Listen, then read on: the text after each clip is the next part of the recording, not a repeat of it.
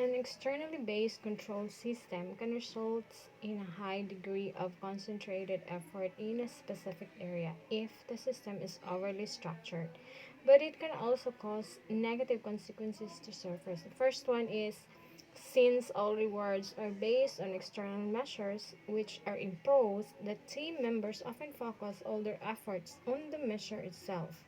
Now, there is a tendency that they will have it, or they will um,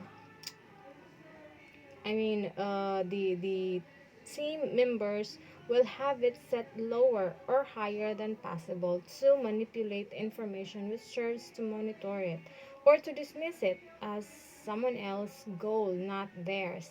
In the budgeting process, for example, distorted figures are often submitted by those who have learned that their honest projections will be automatically altered anyway. So, naa siya tendency of alterations because they will focus on the measure itself. Second, when the rewards are dependent on only one or two limited targets, all efforts are directed at those, even at the expense of others. If short term profitability is the sole criterion for bonus distribution or promotion, it is likely that investment for longer term growth areas will be substantially reduced.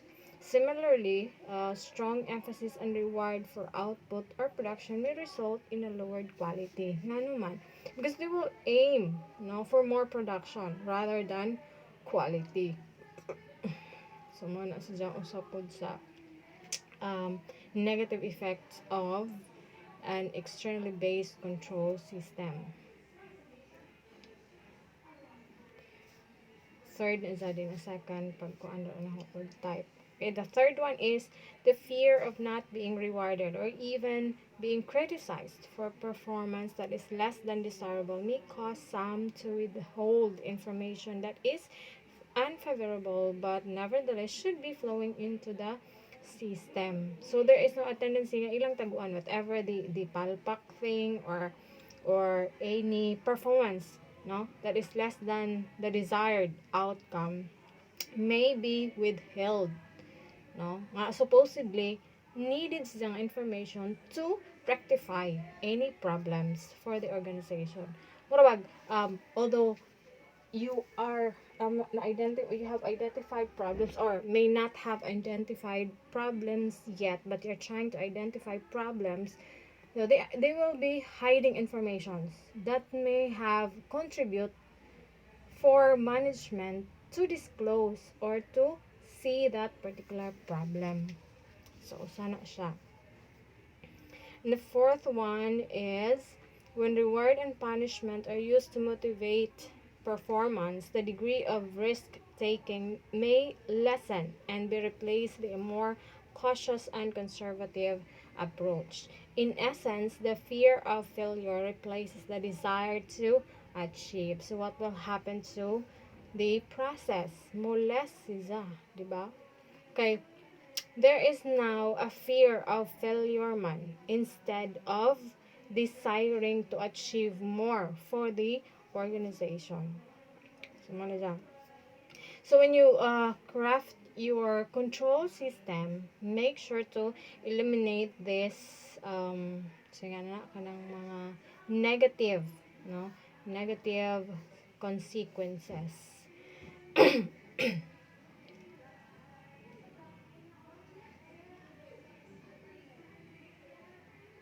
Okay, let's go to effective leadership.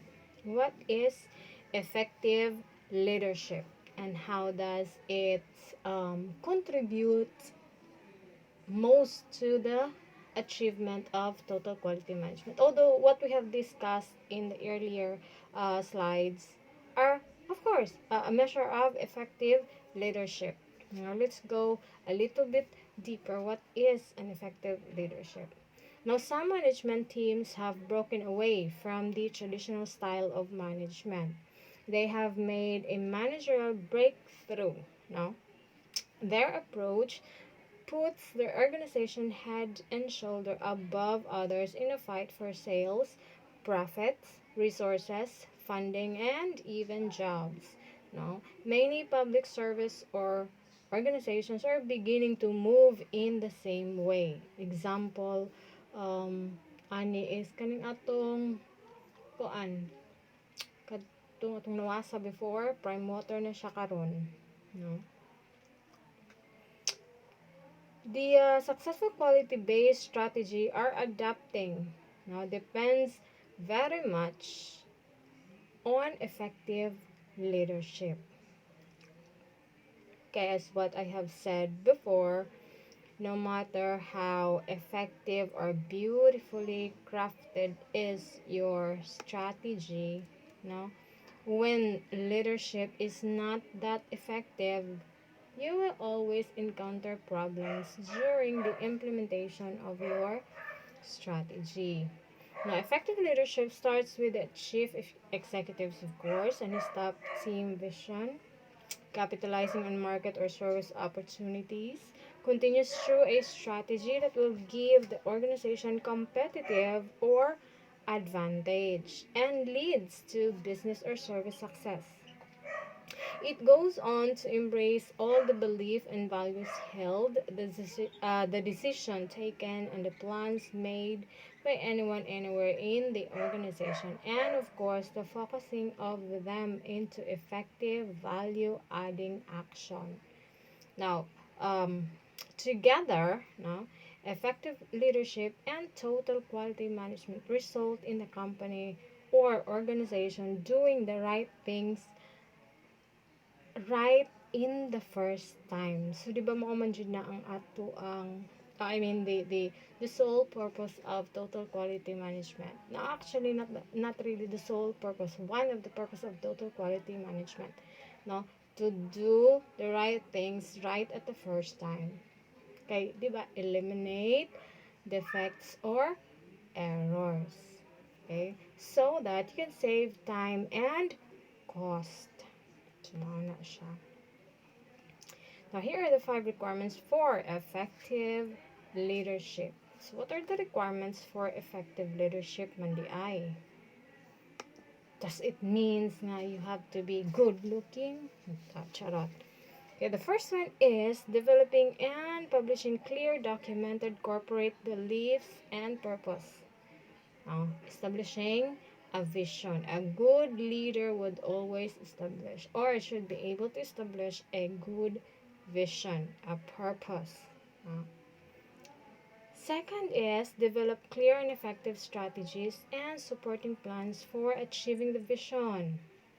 Muna na, diha ang imong vision, you turn it into tangible actions. The third one is identify the critical success factors and critical processes. Now, since you have now the strategy, you need to identify the critical success factors. What could be your, what are the factors that could make you realize or identify if you are now in the verge of success? Now, this also includes your critical processes that would identify or message o si tawag ano ay kadawang murag mission gauge ba that you are in the right road. Okay. The fourth one is review the management structure. Of course, this is necessary. Okay, para you could identify if there is something in the structure that you need to change. And number 5, empowerment. Of course, encouraging effective employees' participation. So that's one thing. No, that's one thing. That's one thing that an effective leader should possess. Okay. Now, here is an example of a vision. The most famous Google and Microsoft. No, kailan naman sa mission o vision oy kapila na mo nakakita og vision in every organizations that you go into, no, establishment buildings, private employee private offices, public offices na siya di na siya pwede walay vision o ang company, no, mag-establish is walay vision Wala sila padulungan, asa man sila parong naghago-hago na sila og established or organized particular resources for nothing. So musod mong establishment na agad jud ng vision, mission, and goal. Kabantay mo ana, adyo na sila, di na sila mawa. So here is an example of vision for Google to provide access to the world's information in one click. That the company's nature of business is a direct manifestation of the vision statement. Now, Google's vision statement has three variables, namely world information, accessibility, and one click. Excuse me. For Microsoft, our vision is to create innovative technology that is accessible to everyone and that adapts to each person's needs. So, question is, na-attain aning Google ni Microsoft ang ilang vision as of today based on your observation? Na-attain dalawa.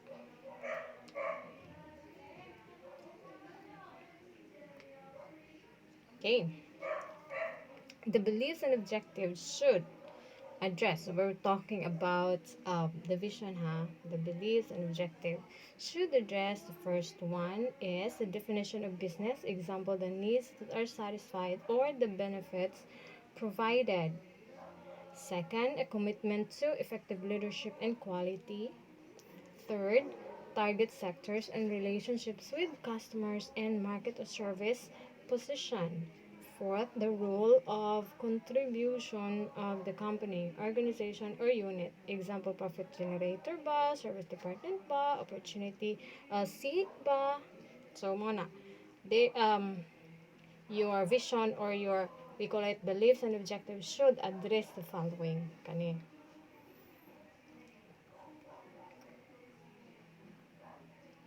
Five, the definition of the business. Of course, what is your business about? The distinctive competence, what are the advantages, no? So may mga it, it might contain a brief statement which applies only to that organization, company, or unit. Seven, indication for future direction. Of course, a brief statement of the principal plans which would be considered. Number 8, commitment to monitoring performance against customers' needs. Of course, you need to monitor, no? How is the company performing against the customer's needs? Are they actually satisfying it, or they're just giving a little bit of satisfaction, not the total satisfaction of the clients or customers? And the last one is expectations and continuous improvement. So your vision should address expectations and continuous improvement. So, muna siya ang importansya sa vision. Develop clear and effective strategies and supporting plans for achieving the vision. Now, the achievement of the company or service vision requires the development of business or service strategies, including the strategic positioning in the marketplace. Now, this is very important. No? Dapat na akay, as organization, you have this target. No? Na kay panghuna-huna or na kay gusto. No? Asa ka dapit ma-situate in the market in terms of market share. So, na kay strategic position in the marketplace. Plans can be developed for implementing the strategies. So, kung naa na kay strategy nga, unsay mong gusto nga posisyon nimo in the market, mag 80% market share baka, mag 90% market share baka, or 100% market share baka, so you can develop plans in order to implement your desired position in the marketplace. These strategies and plans can be developed by senior managers alone, but there is likely to be more commitment to them if employee participation in their development and implementation implementation is encouraged. So, pwede ni nga mga strategies og ang senior managers try mo himo. Actually, that is the task of the senior managers. But, it would become a great, no, develop strategies if you are going to include your employees, no?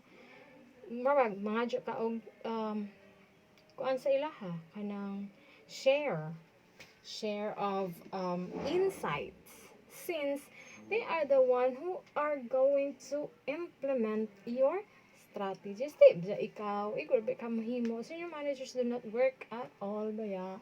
Should always be the rank and files who will implement more kasi sila man na exposed to consumers.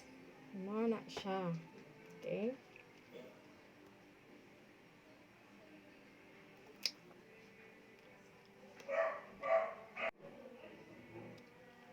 Okay, the next thing is for you to identify the critical success factors in critical processes.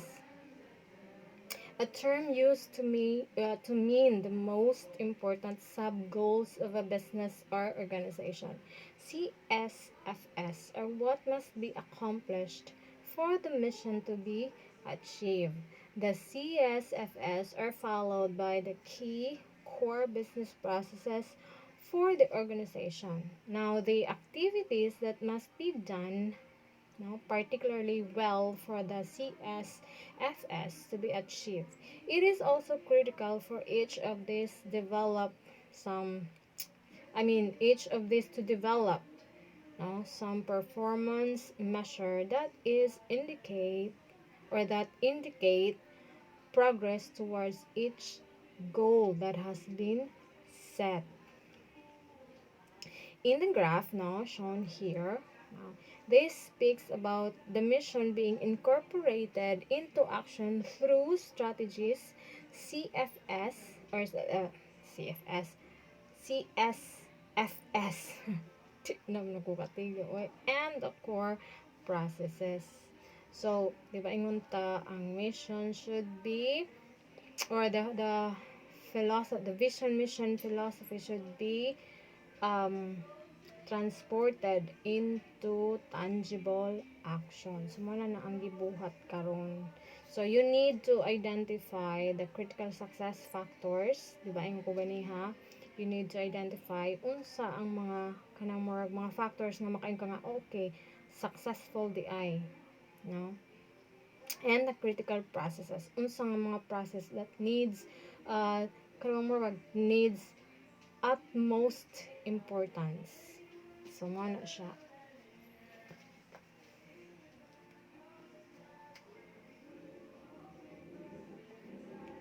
And then we have review the management structure. Now, directors, managers, and other employees can fully effective only can be fully effective only. Nalagi ko katigumubasa kids.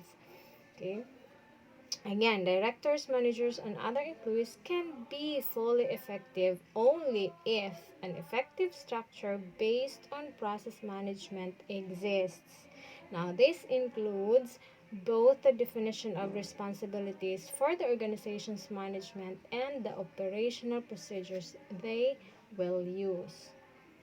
Now, defining the corporate vision, strategies, and CSFS might make it necessary to review the organizational structure.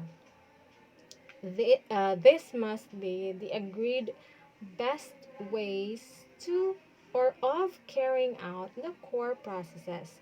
The review of the management structure should also include establishment of a process improvement team structure throughout the organization. Again, as what I have said, no, it is important to review the management structure in order for you to identify if there are things that you need to change. Okay? Empowerment, no? Encouraging effective employee participation. So, for effective leadership, it is necessary for management to get very close to the employees. Again, for emphasis, your workforce or the employees are the bloodline of your business.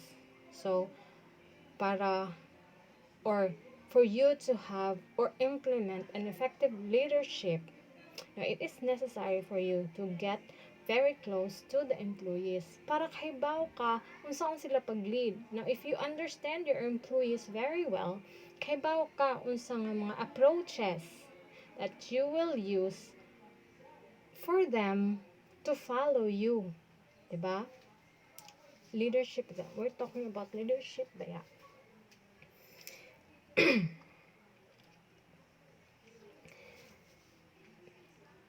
Okay, so in getting very close to the employees, it is also important that you must develop effective communications up, down, and across the organizations.